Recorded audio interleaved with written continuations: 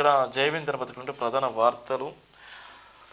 పార్లమెంట్లో కుటుంబాల హవా, పార్లమెంట్లో ఏదైతే ఉందో పార్లమెంట్లో సంబంధించి కుటుంబాల హవా ఏదైతే కొనసాగుతుంది, పార్లమెంట్లో కుటుంబాల హవా కూడా కొనసాగుతుంది. ఎప్పటి నుంచి అనేటువంటి ప్రధాన వార్త కూడా మనం చూసినాం. ప్రధాన వార్తకు సంబంధించి ఎవరున్నారో, ఏ ఫ్యామిలీ నుంచి ఎప్పుడు వచ్చినా, ఇంకా పార్లమెంట్లో ఎవరున్నారో నేపథ్యం. నెహ్రూ గాంధీ ఫ్యామిలీ నుంచి 14 మంది ప్రాతినిధ్యం, డిఎంకే, ఎన్సీపీ, జీడీఎస్ పార్టీల నుంచి కూడా యాదవ్లు, సింధియాల సైతం కూడా పార్లమెంట్లో ఉన్నటువంటి పరిస్థితి మనం చూస్తున్నాం. వీళ్ళందరూ కూడా ఇప్పుడు ఉన్నటువంటి పార్లమెంటులో ఉన్నటువంటి పరిస్థితి, పార్లమెంట్లో కూడా వీళ్ళు పరిపాలించేటువంటి నేపథ్యం. కేరళలోని వయనాడ్ లోక్సభ స్థానం నుంచి విజయం సాధించిన కాంగ్రెస్ నాయకులు ప్రియాంక గాంధీ గురువారం పార్లమెంట్లో అడుగుపెట్టారు. తద్వారా నెహ్రూ గాంధీ కుటుంబం నుండి పార్లమెంట్లో ప్రమాణ స్వీకారం చేసిన 14వ వ్యక్తిగా రికార్డు సృష్టించారు. ఉత్తరప్రదేశ్లోని రాయబరేలీ, కేరళలోని వయనాడ్ స్థానాల నుండి లోక్సభకు ఎన్నికైన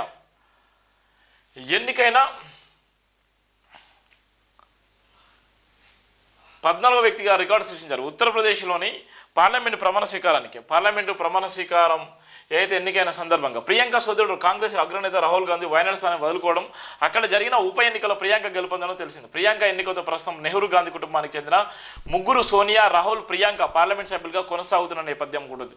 ఇక్కడ ఉన్నటువంటి ఎవరైతే ఉన్నారో నెహ్రూ కుటుంబం కానీ గాంధీ కుటుంబం నుంచి వచ్చినట్టు వాళ్ళందరూ కూడా ఇప్పటికీ ముగ్గురు, తల్లి, కొడుకు, కుమార్తె, ఈ ముగ్గురు కూడా పార్లమెంట్లో కొనసాగేటువంటి నేపథ్యం. ఇప్పటికీ 14వ వ్యక్తిగా రికార్డు కూడా సృష్టించిన నేపథ్యం ఉంది. పార్లమెంట్లో 14వ వ్యక్తిగా 14వ పార్లమెంట్ సభ్యురాలుగా కూడా ఒకే కుటుంబం నుంచి వచ్చిన నేపథ్యం కూడా మనం చూస్తున్నాం. నెహ్రూ గాంధీ కుటుంబ సభ్యులు వీరే. రాహుల్, ప్రియాంక తల్లి సోనియా గాంధీ లోక్సభకు 6 సార్లు ప్రాతినిధ్యం వహించారు. ఆమె 5 సార్లు రాయబరేలీ నుండి ఒకేసారి ఆమెది నుండి ఎన్నికయ్యారు. ఇక రాహుల్ గాంధీ 5 సార్లు ఎంపీ అయ్యారు. ఆయన గతంలో ఒకసారి వయనాడ్ నుండి 3 సార్లు ఆమెది నుండి విజయం సాధించగా అప్పుడు రాయబరేలీకి ప్రాతినిధ్యం వహిస్తున్నారు. పార్లమెంటుకు ప్రాతినిధ్యం వహించిన నెహ్రూ గాంధీ కుటుంబానికి చెందిన ఇతర నేతలు జవహర్లాల్ నెహ్రూ, విజయలక్ష్మి పండిట్, ఉమా నెహ్రూ, ఇందిరాగాంధీ, ఫిరోజ్ గాంధీ, శ్యామ్ కుమారి నెహ్రూ, అరుణ్ నెహ్రూ, రాజీవ్ గాంధీ, సంజయ్ గాంధీ ఉన్నారు. మరో 2 గాంధీలు కూడా ఎంపీలుగా ఎన్నికైనప్పటికీ వారు బీజేపీ పక్షాన గెలుపొందారు. మేనకా గాంధీ, వరుణ్ గాంధీ బీజేపీ అభ్యర్థిగా గెలుపొంది లోక్సభ సభ్యులు అయిన నేపథ్యం. నెహ్రూ గాంధీ కుటుంబ సభ్యులు కూడా ఇప్పుడు కూడా కొనసాగుతున్నారు. నెహ్రూ కుటుంబ సభ్యులు ఎవరున్నారు, నిజంగా గాంధీ కుటుంబ సభ్యులు ఎంతమంది ఉన్నారు, ఇక్కడ ఉన్నటువంటి వాళ్ళు పార్లమెంటు నుంచి ఎప్పటి నుంచి ఎప్పటిదాకా ఉన్నారు, ఎప్పటి నుంచి ఎప్పటి వరకు పరిపాలిస్తున్నారు అనేటువంటిది ప్రధాన వార్త కూడా జయబిందన పత్రికలో రాసిన ప్రధాన వార్త కూడా ఉంది. కాంగ్రెస్, డిఎంకే నుండి కూడా నెహ్రూ గాంధీ కుటుంబానికి చెందిన వారే కాకుండా ఇతర కుటుంబాలకు చెందిన సభ్యులు కూడా ప్రస్తుతం ఉభయ సభల్లో ఉన్నారు. కాంగ్రెస్ విషయానికి వస్తే కేంద్ర మాజీ మంత్రి పి చిదంబరం రాజ్యసభలో, ఆయన కుమారుడు కార్తి చిదంబరం లోక్సభలో సభ్యులుగా ఉన్నారు. కాంగ్రెస్ మిత్రపక్షమైన డిఎంకే అధ్యక్షుడు స్టాలిన్ కుటుంబం నుండి ఆయన సోదరి కనిమోజీ బంధువైన దయానిధి మారన్ లోక్సభకు ప్రాతినిధ్యం వహిస్తున్నారు. మరన్ తండ్రి మురసాలి మరన్ డిఎంకే వేసినప్పుడు కరుణానిధి మేనల్లుడే. చట్టసభలో యాదవ్ నేతలు, ఇక యాదవ్ కుటుంబం నుండి చాలా మంది పార్లమెంట్ సభ్యులు అయ్యారు. సమాజ్వాదీ పార్టీ అధినేత అఖిలేష్ యాదవ్, ఆయన భార్య డింపుల్ యాదవ్తో పాటు పార్టీ వ్యవస్థాపకుడు ములాయం సింగ్ యాదవ్, సోదరుడు కుమారుడు ధర్మేంద్ర యాదవ్, ఆదిత్య యాదవ్ లోక్సభ సభ్యులుగా కొనసాగుతున్నారు. ములాయం సోదరుడు రామ్ గోపాల్ యాదవ్, రాజ్యసభకు ఆయన కుమారుడు అక్షర్ యాదవ్ లోక్సభకు ప్రాతినిధ్యం వహిస్తున్నారు. లోక్సభ ఎన్నికల్లో బీహార్ నుండి రాజేష్ రంజాన్ అలియాస్ పుష్ప యాదవ్ స్వతంత్ర అభ్యర్థిగా గెలుపొందగా ఆయన భార్య రంజిత్ రంజన్ రాజ్యసభ సభ్యులుగా ఆమె కాంగ్రెస్ పార్టీ చర్చగా నుండి ఎగువ సభ కూడా నామినేట్ చేసిన నేపథ్యం కూడా మనం చూస్తున్నాం. ఇది చట్టసభలో యాదవులు ఉన్నటువంటి నేపథ్యం ఉంది. ఇక్కడ నెహ్రూ గాంధీ కుటుంబ సభ్యులు ఎవరున్న నేపథ్యం ఉంది. ఇక్కడ కాంగ్రెస్, డిఎంకే ఉన్నటువంటి ప్రాతినిధ్యం ఎవరు వస్తున్న నేపథ్యం కూడా ఉంది. శరద్ దేవగౌడ్ కుటుంబాల నుండి కూడా మహారాష్ట్ర విషయానికి వస్తే ఎన్సీపీ వ్యవస్థాపకుడు శరద్ పవార్ కుటుంబానికి చెందిన 3 సభ్యులు పార్లమెంటుకు ప్రాతినిధ్యం వహిస్తున్నారు. శరద్ ప్రస్తుతం రాజ్యసభ సభ్యుడు, ఆయన కుమార్తె సుప్రియా సూలే లోక్సభ ఎంపీ, ఆయన మేనల్లుడు అజిత్ పవార్ భార్యే సునేత్ర పవార్ రాజ్యసభ సభ్యులు. కర్ణాటకలో గౌడ కుటుంబానికి చెందిన 2 సభ్యులు చట్టసభలో ఉన్నారు. మాజీ ప్రధాని జేడీఎస్ అధినేత హెచ్డి దేవగౌడ్ రాజ్యసభ సభ్యుడు కాగా ఆయన కుమారుడు కర్ణాటక మాజీ ముఖ్యమంత్రి కుమారస్వామి ప్రస్తుతం లోక్సభ సభ్యుడు, ఆయన కేంద్ర మంత్రి కూడా వ్యవహరిస్తున్న నేపథ్యం కూడా ఇక్కడ మనం చూస్తున్నాం. ఇది పార్లమెంట్లో కుటుంబాల హవా ఎవరున్నా, ఏ కుటుంబాలు పరిపాలిస్తున్నారు, పార్లమెంట్లో ఒక అత్యున్నతమైనటువంటి స్థానం పార్లమెంటు ఈ దేశానికి తలమానికమైనటువంటిది. పార్లమెంట్లో కానీ రాజ్యసభ అనేటువంటి ఈ 2 స్థానాలు, రాజ్యసభ నుంచి నామినేట్ చేసిన పదవులు ఉంటాయి, కానీ పార్లమెంట్ నుంచి అయితే ఎన్నుకోబడినటువంటి ప్రజల నుంచి ఎన్నుకోబడినటువంటి వ్యక్తులు కూడా ఉంటారు. ఆ పార్లమెంట్ నుంచి ప్రాతినిధ్యం వహించినటువంటి ఎవరైతే ఉన్నారో ఆ కుటుంబాలు ఎన్ని సంవత్సరాల నుంచి ఎప్పటి నుంచి ప్రాతినిధ్యం వహిస్తున్నారు, తరతరాలుగా ఉన్నటువంటి నేపథ్యం. పార్లమెంట్లో ప్రాతినిధ్యం వహించాలంటే దేశవ్యాప్తంగా ఉన్నటువంటి అన్ని రాష్ట్రాలకు చెందినటువంటి వ్యక్తులు కూడా ఉంటారు. పార్లమెంటు స్థానంలో గెలుపొందినటువంటి వ్యక్తులు గాంధీ కుటుంబం కానీ, నెహ్రూ కుటుంబం కానీ, అక్కడ ఉన్నటువంటి యాదవ్స్ కానీ, అక్కడ ఉన్నటువంటి ఎవరైతే ఉన్నారో వాళ్ళందరూ కూడా పెద్ద మొత్తంలో కూడా కొన్ని సంవత్సరాల నుంచి కూడా సుమారుగా అక్కడి నుంచి ప్రాతినిధ్యం వహించేటువంటి పరిస్థితి అయితే మనం చూస్తున్నాం. ఇది జైభీమ్ దినపత్రికలో ప్రధాన వార్తకు సంబంధించిన ప్రధాన వార్త. ఎక్కడికైనా సిద్ధంగా ఉన్న ఆర్ఎస్ తెలంగాణ రాష్ట్రాన్ని గురుకులలో తప్పు చేశాను తేలితే జైలుకు వెళ్ళడానికి సిద్ధం, ఉరికంబం ఎక్కడికైనా సిద్ధంగా ఉన్నానని ఆర్ఎస్ నాయకుడు ఆర్ఎస్ ప్రవీణ్ కుమార్ తేల్చి చెప్పారు. గురుకుల ఫుడ్ పాయిజన్లో ఆర్ఎస్ ప్రవీణ్ కుమార్ హస్తం ఉందన్న కొండ సురేఖ వ్యాఖ్యలపై ఆయన స్పందించారు. ఆకురన్ మురళి విద్యా కమిషన్ చైర్మన్ కాకముందే ఒకలా ఇప్పుడు మరోలా మాట్లాడుతున్నారు. ఆకురన్ మురళి ఫుడ్ పాయిజన్ పై ఎందుకు మాట్లాడడం లేదన్నారు. సంవత్సరం నుండి తెలంగాణలో విద్యా సాంఘిక సంక్షేమ శాఖ మంత్రులు లేరు. గురుకుల పాఠశాలలో చదువుతున్న విద్యార్థులు చనిపోతున్నారు. రాష్ట్రంలో గురుకుల విద్యా వ్యవస్థ కుప్పగూలింది. కేసీఆర్ హయాంలో గురుకుల విద్యా వ్యవస్థ ఆదర్శంగా నిలిచిందన్నారు. గురుకుల విద్యార్థులు రోడ్డు ఎక్కుతున్నారు. ఒకే జిల్లా 3 సార్లు గురుకుల విద్యార్థులు ఫుడ్ పాయిజన్ గురయ్యారు. 28 మంది గురుకుల విద్యార్థులు ఆత్మహత్యలు చేసుకున్నారు అని ఆర్ఎస్ ప్రవీణ్ కుమార్ గుర్తు చేశారు. గురుకులలో పనిచేస్తున్న టీచర్లకు 6 నెలల నుండి జీతాలు రావడం లేదు. కేటీఆర్ గురుకుల బాటకు పిలుపునిచ్చారు. గురుకుల్లో ఉన్న సమస్యలపై అధ్యయనం చేసి రిపోర్ట్ ఇస్తాం. గురుకుల బాట పిలుపుతో కాంగ్రెస్ పార్టీకి భయం పుట్టింది. సీఎం రేవంత్ రెడ్డికి విద్యాశాఖపై అవగాహన లేదు. మతి సీమితం లేని మంత్రులతో నాపై రేవంత్ రెడ్డి మాట్లాడిస్తున్నారు. కొండ సురేఖను తెలంగాణ సమాజం తిరస్కరించింది. కొండ సురేఖకు మంత్రి పదవిలో ఉండే అర్హత లేదని ఆర్ఎస్పీ చెప్పారు. నేను ప్రభుత్వ హాస్టల్లో చదువుకొని ఐపీఎస్ అయ్యాను. దేశ రక్షణ కోసం పనిచేశాను. 7 సంవత్సరాలు సర్వీసును వదిలి రాజకీయాల్లోకి వచ్చాను. పోలీస్ యూనిఫామ్ ప్రక్కన పెట్టి గురుకుల సెక్రటరీగా 9 సంవత్సరాలు పనిచేశాను. ఎలాంటి విచారణకైనా సిద్ధమని ఆర్ఎస్ ప్రవీణ్ కుమార్ తేల్చిన నేపథ్యం కూడా ఉంది. ఇలా ఎవరైతే ఉన్నారో నా మీద ఆరోపణలు వేసేటువంటి మంత్రులు కానీ, ఎవరైతే అబండాలు వేస్తున్నారో, ఎవరైతే ఇప్పుడు కూడా విద్యాశాఖకు సంబంధించినటువంటి మంత్రి లేడు, మతి స్థీమితం లేకుండా కాంగ్రెస్ పార్టీ సంబంధించిన నాయకులు, మంత్రులు, సీఎం వాళ్ళందరూ వ్యవహరిస్తున్నారు. నిజంగా చిత్తశుద్ధి ఉంటే నిజంగా నిరూపించండి. నేను దేనికైనా సిద్ధంగా ఉన్నాను. ఉరికంబం ఎక్కడానికైనా సిద్ధంగా ఉన్నాను. ఫుడ్ పాయిజన్ విషయంలో నా ప్రమేయం ఉందంటే దేనికంటే దానికి సిద్ధంగా ఉన్నాను. ఒకవేళ నా ప్రమేయం లేదని తెలిస్తే మీరు దేనికి ఉంటారని కూడా ఆయన సవాల్ చేసిన నేపథ్యం కూడా మనం చూస్తున్నాం. ఇలా ఉన్నటువంటి ఫుడ్ పాయిజన్ వెనకాల ఎంత రాజు జరుగుతుంది. ఇలా గురుకుల పాఠశాల విద్యార్థులు ఆత్మహత్యలు చేసుకుంటారు. ఇలా గురుకుల పాఠశాల విద్యార్థులు ఇలా భయంకర పరిస్థితుల్లో రోడ్ల మీదకి వచ్చి ధర్నాలు రాష్ట్రాలకు వేసేటువంటి పరిస్థితి ఉంది. గతంలో ఇదే 9 సంవత్సరాలు పరిపాలించినటువంటి ఆర్ఎస్ ప్రవీణ్ కుమార్ ఎక్కడైతే గురుకుల పాఠశాల ప్రపంచ స్థాయిలో తీసుకెళ్లిన నేపథ్యం ఉంది. ఎవరెస్ట్ శిఖరానికి కూడా గురుకుల విద్యార్థి తీసుకెళ్ళి అక్కడ ప్రపంచ స్థాయిలో తెలంగాణ ఆత్మగౌరవం నిలబెట్టినటువంటి గొప్ప వ్యక్తి. ఇవాళ ఆర్ఎస్ ప్రవీణ్ కుమార్ మీద అబండాలు వేసినటువంటి మంత్రులు కానీ, సీఎం కానీ వాళ్ళందరికీ కానీ ఆయన సవాల్ వేసిన నేపథ్యం ఉంది. ఎవరైతే నిజంగా నా తప్పే ప్రమేయం ఉంటే నేను ఉరికంబం ఎక్కడానికన్నా సిద్ధంగా ఉన్నాను, నా ప్రమేయం లేకుండా నా మీద ఆరోపణలు వేస్తున్నారు అని ఆయన కూడా ఆయన తీవ్రంగా మందలించిన నేపథ్యం కూడా మనం చూస్తున్నాం. జైభీమ్ దినపత్రికలో టీజీపీఎస్ చైర్మన్గా బుర్రా వెంకటేశం, టీజీపీఎస్ చైర్మన్గా విద్యాశాఖ ప్రిన్సిపల్ సెక్రటరీ ఐఏఎస్ అధికారి బుర్రా వెంకటేశం నియమితులయ్యారు. టీజీపీఎస్ చైర్మన్గా బీసీకి కాంగ్రెస్ సర్కార్ అవకాశాన్ని ఇచ్చింది. తెలంగాణ మొదటి పబ్లిక్ సర్వీస్ కమిషనర్గా ఎస్సీ సామాజిక వర్గం చెందిన గంట చక్రపాణి నియమితులవ్వగా ఆ తర్వాత జనార్దన్ రెడ్డి నియామకం జరిగింది. అయితే వివిధ ఆరోపణల నేపథ్యంలో జనార్దన్ రెడ్డి స్థానంలో మహేందర్ రెడ్డిని ముఖ్యమంత్రి రేవంత్ రెడ్డి నియమించారు. ఇప్పుడు బీసీ సామాజిక వర్గం చెందిన బుర్రా వెంకటేశం ముఖ్యమంత్రి నియమించారు. 4 సంవత్సరాల పాటు Burra Venkatesham Telangana public service commission chairman పదవిలో ఉండనున్నారు. డిసెంబర్ 3తో మహేందర్ రెడ్డి పదవీకాలం ముగినుంది. ఆ స్థానంలో బుర్రా వెంకటేశం నియమిస్తూ ప్రభుత్వం శనివారం ఉత్తర్వులు కూడా జారీ చేసిన నేపథ్యం కూడా చూస్తున్నాం. అనేకమైనటువంటి పదవులు ఉన్నాయి ఇప్పటికే.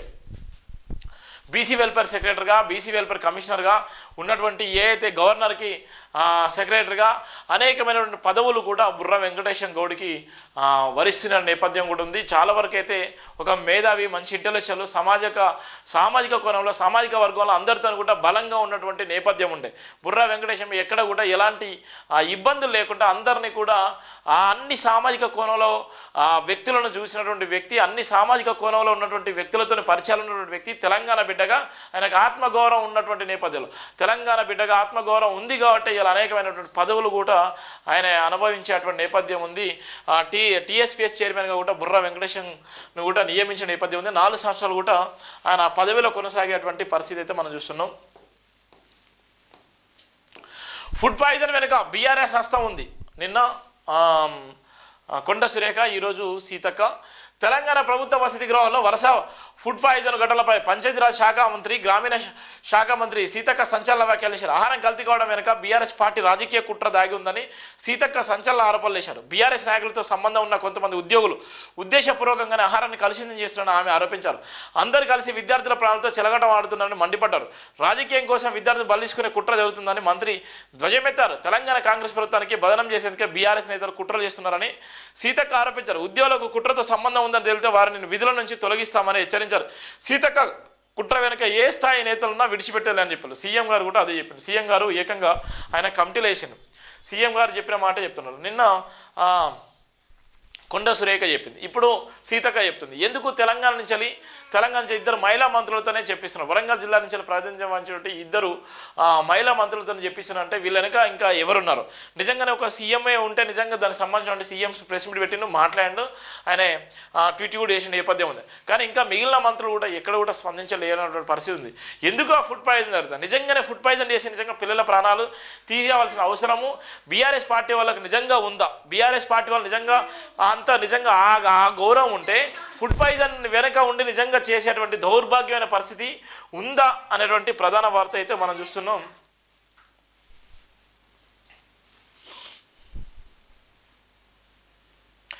సింగరేణి సీఎండిని కలిసిన జేపీ చైర్మన్.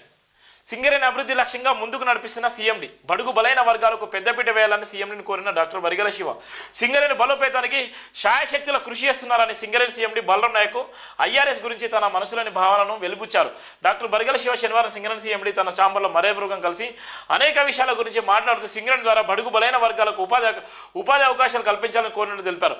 ఎన్నో ఆశయాలతో ముందుకు సాగుతున్న సింగరేణి పట్ల రాష్ట్ర వ్యాప్తంగా గౌరవం పెట్టుటలో సింగరేణి సీఎండి బలరాం నాయక్ ఐఆర్ఎస్ కృషి ఎనలేని మరవలేదని అన్నారు. బడుగు బలైన వర్గాలకు పెద్దపీట వేస్తూనే సింగరేణి అభివృద్ధిని ముందుకు తీసుకెళ్తున్నాను సీఎండి పరిజ్ఞానానికి నిదర్శనం అన్నారు. రానున్న కాలంలో సింగరేణికి ఉజ్వల భవిష్యత్తు ఉంటుందని, దానికి తోడు యువ ఉద్యోగులతో సింగరేణి నిండుకుంటుందని ఆశాభావం వ్యక్తపరిచారు. ఉద్యోగుల ఆరోగ్యాల పట్ల జాగ్రత్త తీసుకుంటున్న సీఎండి ప్రభుత్వానికి సింగరేణి ఉద్యోగులకు చక్కని సమన్వయాన్ని కనబరుస్తూ ప్రత్యక్షంగా పరోక్షంగా సింగరేణి అభివృద్ధిని కండ్లకు అద్దినట్టు చేస్తూ చూపిస్తున్నారు. తదనంతరం జేబీ మారేల చిత్రపటం ఇస్తూ గౌరవించినట్టు తెలిపారు.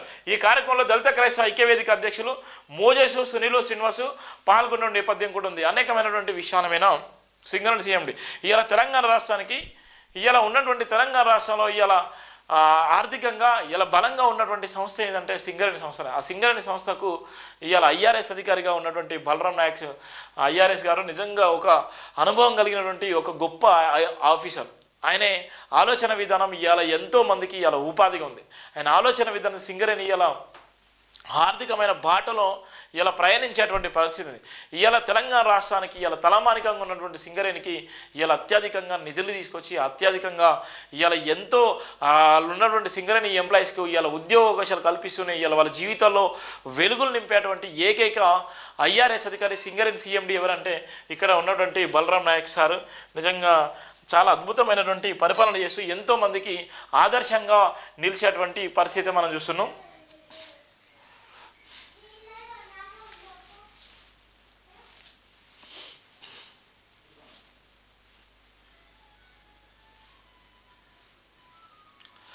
రాజకీయాలకు కేటీఆర్ విరామం, తాత్కాలికంగా బ్రేక్ తీసుకుంటున్నట్టు ట్వీట్.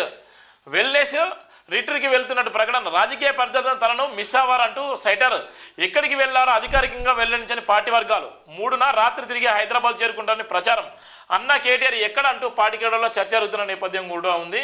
రాజకీయాలకు కేటీఆర్ విరామం తీసుకుంటున్నాడు, తాత్కాలికంగా బ్రేక్ తీసుకున్నట్టు కూడా ఆయన ట్వీట్ చేసిన నేపథ్యం ఉంటుంది. మరి ఎక్కడికి వెళ్తున్నాడు ఆయన మీద ఇప్పటికే కేసులు కూడా చాలా చోట్ల కేసులు కూడా నమోదైనా కేసులకు భయపడి నిజంగా విరామం తీసుకుంటున్నాడా, లేకపోతే ఇంకేమైనా ఉందా, లేకపోతే ఆయన సంపాదించినటువంటి ఆస్తులను కాపాడడం కోసం ఆయన ఈ డ్రామాలు వేస్తున్నాడా, డ్రామా రావు అనేటువంటి నేపథ్యం కూడా కాంగ్రెస్ సోషల్ మీడియాలో కానీ కాంగ్రెస్ సంబంధించిన కార్యకర్తలు కూడా పెద్ద ఎత్తున కూడా ఆయన మీద దుష్ప్రచారం చేస్తున్నారు.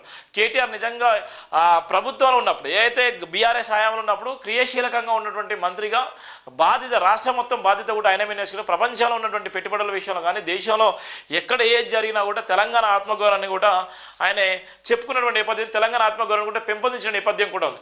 ఇప్పుడున్నటువంటి నేపథ్యంలో విరామం తీసుకునే సమయంలో కేసులకు భయపడి తీసుకుంటున్నారా, లేకపోతే ఈయనక ఏమైనా రాజకీయ కుట్ర ఉందా, కావాలని ఈయనను పక్కన పెడుతున్నాడా, లేకపోతే దీన్ని బీఆర్ఎస్ఎల్ ఆడుతున్న డ్రామానైనా, లేకపోతే బీజేపీలు ఆడుతున్న డ్రామానా, లేకపోతే ఇక్కడ ఉన్నటువంటి కాంగ్రెస్ వెళ్ళే కావాలని నేను పక్కన పెట్టిస్తున్నారా, ఎవరు ఏమా అనేటువంటి పరిస్థితి లేదు. కానీ చాలా వరకు అయితే ఇప్పటికైతే వాళ్ళందరూ కూడా ఆందోళన ఉన్న నేపథ్యం కూడా చూస్తున్నాం.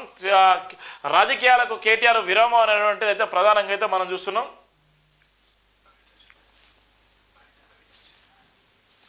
ఒకవేళ నిజంగా రాజకీయాలు కేటీఆర్ విరామం తీసుకుంటే కవిత ఎంట్రీ అవుతుందా? కవితక్క ఎంట్రీ కావడంతో కవితక్క మనం చూసాము. కవితక్క కూడా కార్యకర్తలు మాట్లాడారు. వాళ్ళ కవితక్క ఈ ఎంట్రీతోని చెల్లకు బాధ్యతలు ఇచ్చి నిజంగా కేటీఆర్ విరామం తీసుకుంటున్నాడా? చెల్లెకు బాధ్యతలు ఇచ్చి చెల్లను ఫీల్డ్ మీద తీసుకొచ్చి ఏదైతే ఉందో ఇవాళ నూతన ఉత్తేజం నింపడం కోసం ఇవాళ ఒక పక్కన కవితక్క కానీ లేకపోతే ఉంటే కేసీఆర్ కూడా ఫామ్లోకి వచ్చింది. కేసీఆర్ వర్సెస్ ఇవాళ కవితక్క, అలానే హరీష్ రావు, అలానే వీళ్ళ తరహాలో చూసుకుంటే ఆర్ఎస్ ప్రవీణ్ కుమార్ కూడా నెంబర్ 1 పొజిషన్లో ఉన్నాడు. కేటీఆర్ ప్లేస్లో ఆర్ఎస్ ప్రవీణ్ కుమార్ కూడా ఉన్నటువంటి పరిస్థితి కూడా ఉంది. ఈ నలుగురు కూడా తెలంగాణ రాష్ట్రంలో ఉన్నటువంటి పరిస్థితి, ఇలా ఉన్నటువంటి ఎవరైతే కార్యకర్తలకు జోషి నింపేటువంటి ప్రయత్నం చేసేటువంటి పరిస్థితి ఉంది. ఎక్కడేసిన గొంగడి అక్కడే ఉంది. ఇలా ఉన్నటువంటి 6 గ్యారంటీ అమల్లో విషయంలో కానీ 420 హామీలు ఎవరైతే ఇచ్చారో కాంగ్రెస్ ప్రభుత్వం ఇచ్చినటువంటి హామీలు అనుకుంటా పూర్తిగా ప్రజలకు తీసుకెళ్లేటువంటి పరిస్థితిలో ఒక పక్కన ప్రణాళిక కూడా సిద్ధం చేసుకునేటువంటి నేపథ్యం ఉంది.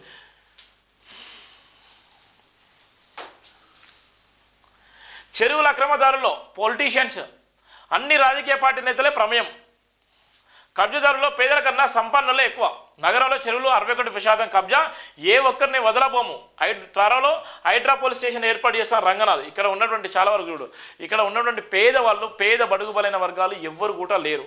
ఇక్కడ ఉన్నటువంటి అక్రమంగా ఎక్కువ సంపాదించుకున్నట మొత్తం టోటల్గా రాజకీయ నాయకులు, పలుకుబడి ఉన్నటువంటి నాయకులు 61% అక్రమంగా భూ కబ్జాలు పాల్పడేటువంటి వ్యక్తులు కూడా వాళ్ళు. మరి వాళ్ళ జోలికి ఎట్లా పోతారో చూద్దాం. కబ్జాదారుల పేర్ల కన్నా సంపన్నులు ఎక్కువ. నగరంలో చెరువులు 60% కబ్జా, ఏ ఒక్కరిని వదలపోము. త్వరలో హైడ్రా పోలీస్ స్టేషన్ కూడా ఏర్పాటు చేస్తున్నారు రంగనాథ్. చెరువులకు అక్రమదారులు అన్ని రాజకీయ పార్టీ నేతలు ఉన్నారని హైడ్రా కమిషనర్ రంగనాథ్ కీలక వ్యాఖ్యలు చేశారు. జాతీయ బయోడైవర్సిటీ అథారిటీ ICLEA ఆధ్వర్యంలో బేగంపేటలోని ఓ హోటల్లో శనివారం నిర్వహించిన జాతీయ సదస్సులో ఆయన మాట్లాడు నగరంలో 61% చెరువులు కబ్జాకు గురయ్యారు వెల్లడించారు. కబ్జాదారుల్లో పేర్ల కన్నా సంపన్నులే ఎక్కువ ఉన్నారని తెలిపారు. ఎవరిని వదలపోమని హెచ్చరించారు. త్వరలో హైడ్రా పోలీస్ స్టేషన్ కూడా ఏర్పాటు చేస్తున్నటువంటి నేపథ్యం కూడా మనం చూస్తున్నాం.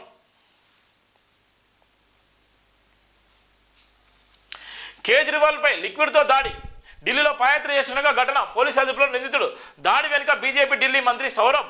ఆరోపణలు కొట్టిపారేసిన కమలం పార్టీ. కేజ్రీవాల్పై దాడి చేసినటువంటి దుండుగులు 5గురు కలిసి ఆయన మీద ఒక మాజీ ముఖ్యమంత్రి ఆయన మీద చూడు ఎట్లా ఉందో భయంకరంగా ఉన్న నేపథ్యం కూడా మనం చూస్తున్నాం.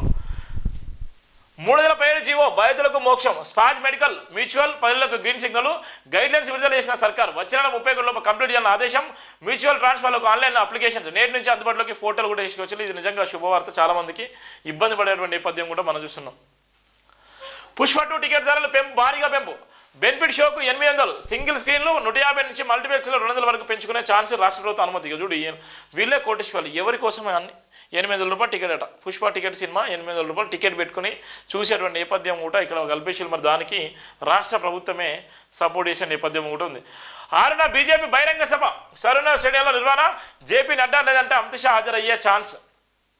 కాంగ్రెస్ విజయోత్సవాలు కౌంటర్ ఇచ్చేలా ప్లాను. ప్రభుత్వ ఏడాది వైఫల్యాలను ప్రజలకు వివరించేందుకే కాంగ్రెస్ ఏడాది వైఫల్యాలపై బీజేపీ షార్ట్షీట్. 6 అబద్ధాలు 66 మోసాలు పేరిట రూపకల్పన. నేడు రిలీజు, 2-3 తేదీల్లో బైక్ ర్యాలీలు. ఇక్కడ ఉన్నటువంటి ఒక పక్కన కాంగ్రెస్ వాళ్ళు సంబరాలు వేసుకుంటున్నారు, మరో పక్కన బీఆర్ఎస్ వాళ్ళు ఇవాళ ఉన్న ఫుడ్ పాయిజన్ విషయంలో కానీ లేకపోతే 6 గ్యారెంటీల విషయంలో వాళ్ళు కూడా రాస్తారోకలు ఎక్కడ పడితే అక్కడ రాస్తారోకలు వేస్తున్నారు, ధర్నాలు వేస్తున్నారు. మరో పక్కన బీజేపీ కూడా దానికి సంబంధించిన బహిరంగ సభ కూడా పెట్టి జేపీ నడ్డాను కానీ లేకపోతే అమిత్ షాను కూడా పిలిచేటువంటి నేపథ్యం. ఎందుకోసం అంటే వాళ్ళు ఉన్నటువంటి ఏదైతే 6 అబద్ధాలు 66 మోసాల పేరిట వాళ్ళు ఒక ఏదైతే ఒక రూపకల్పన కూడా చేస్తారు. దానికి సంబంధించిన ప్రధానంగా కూడా చూస్తున్నాం. రాష్ట్రంలో భారీ బహిరంగ సభ నిర్వహించేందుకు బీజేపీ ప్లాన్ చేస్తున్నది. ఏడాది పాలనపై కాంగ్రెస్ విజయోత్సవాలు జరుపుతుండగా వాటికి కౌంటర్గా కాశ్యం పార్టీ సరూనగర్ స్టేడియం సభ నిర్వహించినట్లు కేంద్ర మంత్రి party state chief Kishan Reddy వెల్లడించారు. ఈ నెల 6న నిర్వహించనున్న ఈ సభకు పార్టీ జాతీయ అధ్యక్షుడు నడ్డా అంటే కేంద్ర హోంశాఖ మంత్రి అమిత్ షాను తీసుకురావాలని రాష్ట్ర నాయకత్వం భావిస్తున్నది. కాగా పార్లమెంట్ ఎన్నికల తర్వాత రాష్ట్రంలో బీజేపీ తొలిసారి బహిరంగ సభ నిర్వహించిన నేపథ్యం కూడా మనం చూసిన. తెలంగాణలో బీజేపీలో కొత్త రక్తం కూడా వచ్చేటువంటి నేపథ్యంలోనే ఇవాళ ఉన్నటువంటి ఛార్జ్షీట్తో పాటు ఛార్జ్షీట్ వేసి వాళ్ళ 6 గ్యారెంటీలు ఏ విధంగా అయితే 6 గ్యారెంటీలు వచ్చినా 6 గ్యారెంటీలకు 66 మోసాలు ఏ విధంగా చేసి అనేటువంటి విషయంలో కూడా వాళ్ళు భారీ బహిరంగ సభ కూడా పెట్టేటువంటి నేపథ్యం కూడా మనం చూస్తున్నాం. ఇరిగేషన్ ఏఈ ఆస్తులు 200 కోట్లు. చూడుగా గిట్లు ఉంటుంది మన ఇరిగేషన్ ఏఈ ఆస్తులు 200 కోట్ల రూపాయలు. అంటే ఏ విధంగా మోసం జరిగింది, ఏ విధంగా సంపాదించాలో చూడండి. 200 కోట్ల రూపాయలు ఒక ఏఈ సంపాదించుకున్నంటే ఎంత దారుణమో ఎంత భయంకరమైన పరిస్థితి ఉందో మన తెలంగాణ వచ్చిన లంచాలకు లెక్కలేనడానికి చూడు. పేదోడుగానే ఉన్నాడు. ఒక పక్కన రాష్ట్రం దగ్గర బడ్జెట్ లేదు, రాష్ట్రం దగ్గర నిధులు లేక ఇబ్బంది పడే నేపథ్యం ఉంది. గవర్నమెంట్ ఎంప్లాయీ అని చెప్పుకునేటువంటి వ్యక్తులు ఇవాళ ఒక ఏఈ 200 కోట్ల రూపాయల ఆస్తులు. 10 ఏళ్ల క్రితం ఉద్యోగుల చేరిక, ప్రతి ఎన్ఓసికి లక్షల్లో వసూలు. ఏసీబీ దర్యాప్తులో వెలుగులకు సంచలన విషయాలు. రెండోసారి నితీష్ కుమార్ అరెస్ట్. 2021 నుంచి గండిపేట డివిజన్ ఇరిగేషన్ ఏఈగా విధులు నిర్వహిస్తున్న నికేష్ కుమార్ ఆస్తులు చూస్తే కళ్ళు తిరిగాల్సిందే. ఇప్పటికే లంచం తీసుకుంటూ మే నెలలో ఏసీబీ చిక్కిన ఆయన తాజాగా ఆదాయానికి మించిన ఆస్తుల కేసులో రెండోసారి అరెస్టు కానున్నట్లు తేలింది.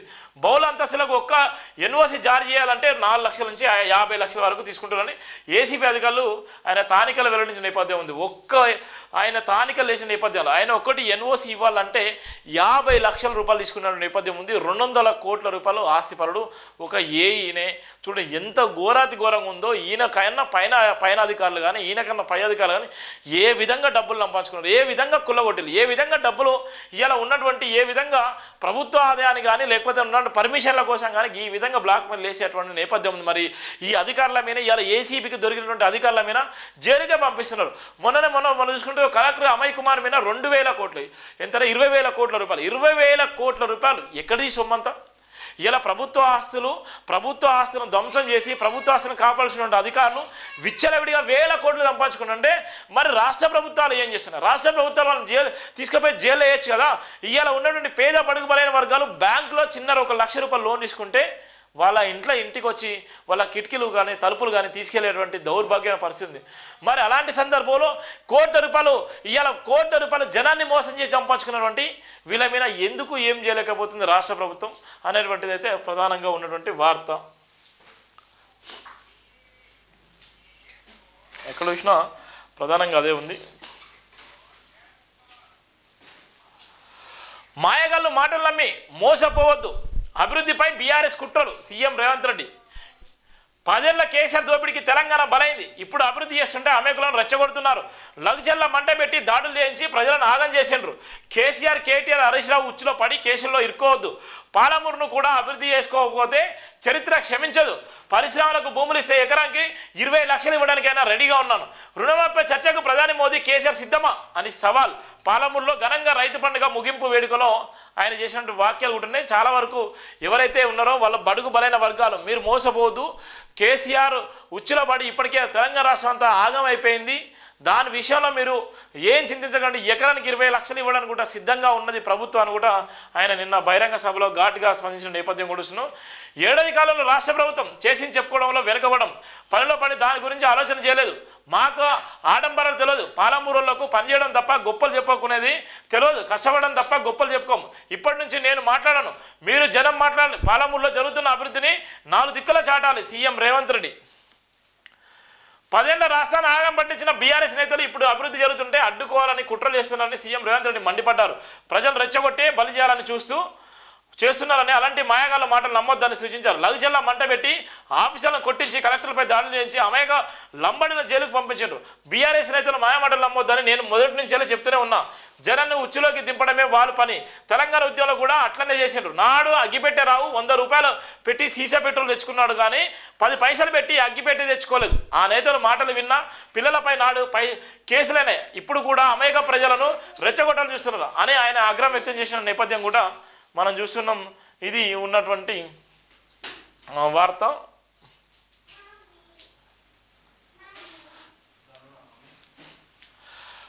ఫోన్ ట్యాపింగ్ కేసు నిందితులు పాస్పోర్టులు రద్దు. ప్రభాకర్ రావు, శ్రావణ్ రావుకు విదేశాంగ నోటీసులు. పాస్పోర్టులు ఎందుకు రద్దు చేయకూడదు వివరణ ఇవ్వాలంటూ ఆదేశం. వాళ్ళు ఇచ్చే వివరణ ఆధారంగా పాస్పోర్ట్ రద్దు చేసే ఇండియాకు రప్పించేటువంటి ఛాన్స్ కూడా మనం చూస్తున్నాం. ఇక్కడ ఉన్నటువంటి ప్రధాన వాట.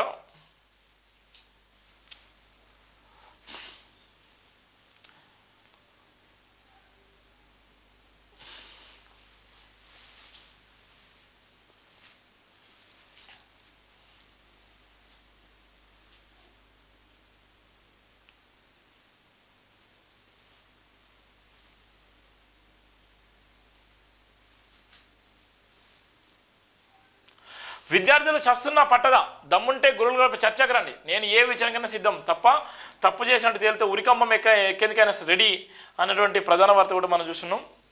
ధరలో మార్పులకు మోకాళ్ళడ్డేది ఎవరు? కీలక అధికారి పైన రెవెన్యూ సిబ్బంది ఆరోపణలు. మొదటి నుంచి అడ్డం పడుతున్న మండిపాటు. దరఖాస్తుల పెండింగ్లో కారణమంటూ సిబ్బంది. నిబంధనల పేరుతో బదిలీని అడ్డుకుంటున్న అధికారి. నేడు నుంచి ధరణి పోర్టల్ నిర్వహణ. ఎన్ఐసి చేతికి వెళ్ళిపోయిన నేపథ్యం ఉంది. ధరణి వల్ల నిజంగా రాష్ట్ర ప్రభుత్వం అయితే గత బీఆర్ఎస్ ప్రభుత్వంలో ధరణి వల్ల చాలా ఇబ్బంది పడ్డది. ధరణి వల్ల అనేకమైన ఇబ్బందులు పడ్డాయన్న నేపథ్యం కూడా చూస్తున్నాం. ఇప్పుడు ధరణి ఎవరు దీనికోసం ఎవరు చేస్తున్నారు, ధరణిలో జరిగినటువంటి మార్పులు ఏంది, రైతులు ఎంత ఇబ్బంది పడతారు, రైతులకు జరగాల్సినటువంటి నష్టం ఎంత జరిగింది, ఇప్పటికే గత బీఆర్ఎస్లో ఇప్పుడు కూడా చెప్పులు అరిగిపోయే విధంగా తిరిగినటువంటి ఎంతోమంది రైతులు ఇప్పటికైనా రైతులకు న్యాయం జరుగుతుందా అనేటువంటి ఒక ఆశ ఉండే. కానీ ఇప్పటికీ కూడా ఆ ధరణి విషయంలో ఇంకా క్లారిటీ కూడా రాలేదు. ధరణి విషయంలో ఎందుకు జాప్యం చేస్తున్నారు, ఎందుకు మోసం చేస్తున్నారు, రైతులు ఇప్పటికే ఇబ్బంది పడేటువంటి నేపథ్యం ఉన్నటువంటి ప్రధాన వార్త కూడా ఇక్కడ మనం చూస్తున్నాం. ధరణి పోర్టల్లో గుట్టలుగా పేరుకుపోతున్న పెండింగ్ సమస్యలు పరిష్కారం కాకపోవడానికి ఒక ఉన్నతాధికారి అనుసరిస్తున్న వైఖరి కారణమని ఆరోపణలు వినిపిస్తున్నాయి. మొదటి నుంచి ఆయన ధరణిలో మార్పులకు చక్రం తిప్పిన నేపథ్యం. ధరణిలో వేల కోట్ల రూపాయలు సంపాదించుకునే నేపథ్యం. ధరణిలో వేల కోట్ల రూపాయలు కొంతమంది ఐఏఎస్ అధికారులు, కొంతమంది అధికారులు అయితే వేల కోట్లు సంపాదించుకున్నారు. వాళ్ళ ఆస్తులు కూడా 20,000 నుంచి 30,000 కోట్ల రూపాయలు కూడా సంపాదించుకున్నారు. ధరణి పేరు మీద ఒక్క పట్టాను ఒక్కదాన్ని మనం మార్పిడి చేయాలంటే దాన్ని మార్పిడి చేయాలన్నా దానికి సంబంధించిన అంశం తీసుకున్నా 1 కోటి నుంచి 2 కోట్ల రూపాయలు కూడా తీసుకున్న నేపథ్యం ఉంటుంది. త్వరలో అధికారులు కూడా బట్టబయలు అయ్యేటువంటి నేపథ్యం కూడా మనం చూస్తున్నాం. లగచర్ల పోలేపల్లిలో పారిశ్రామిక వాడ భూసేకరణ నోటిఫికేషన్ విడుదల. లగచర్లలో 110.32 ఎకరాలు, పోలేపల్లి 71.39 ఎకరాల సేకరణ. 60 రోజుల్లో అభ్యంతరాలు ఛాన్స్. ప్రభుత్వం చకచక అడుగులు వేసే నేపథ్యం కూడా మనం చూస్తున్నాం. లగచర్ల పోలేపల్లిలో పారిశ్రామిక వాడ కూడా వాళ్ళు పెట్టేటువంటి నేపథ్యం ఉంది. సుమారుగా 110 ఎకరాలు, ఇంకో పక్కన 71 ఎకరాలు కూడా ఉన్నది. దానికి సంబంధించిన ప్రధానంగా ఉంటుంది. వికారాబాద్ జిల్లా దుద్యాల మండలం లగచర్ల పోలేపల్లి గ్రామాల పరిధిలో బోలా సాధక పారిశ్రామిక వాడ ఏర్పాటుకు ప్రభుత్వం అడుగులు వేస్తున్నాయి. ఈ మేరకు భూసేకరణ కోసం శనివారం ప్రభుత్వం నోటిఫికేషన్ విడుదల చేసింది. లగచర్లలో 110.32 ఎకరాలు, పోలేపల్లిలో 71.39 ఎకరాలు భూమిని సేకరించేందుకు జిల్లా కలెక్టర్ నోటిఫికేషన్ జారీ చేశారు. భూసేకరణ పునరావాస కల్పన చట్టం కింద భూసేకరణ చేపట్టనున్నట్టు నోటిఫికేషన్లో పేర్కొన్నారు. పారిశ్రామిక వేడ ఏర్పాటుకు గుర్తించిన భూములను ముందస్తు అనుమతి లేకుండా క్రయ విక్రయాలు చేయరాదని, ఆయా భూములపై రుణాలు కల్పించరాదని, ఎటువంటి లావాదేవీలు జరపలేని నోటిఫికేషన్లో ప్రభుత్వం స్పష్టం చేసిన నేపథ్యం కూడా మనం చూస్తున్నాం. ఇక్కడ ఉన్నటువంటి వార్త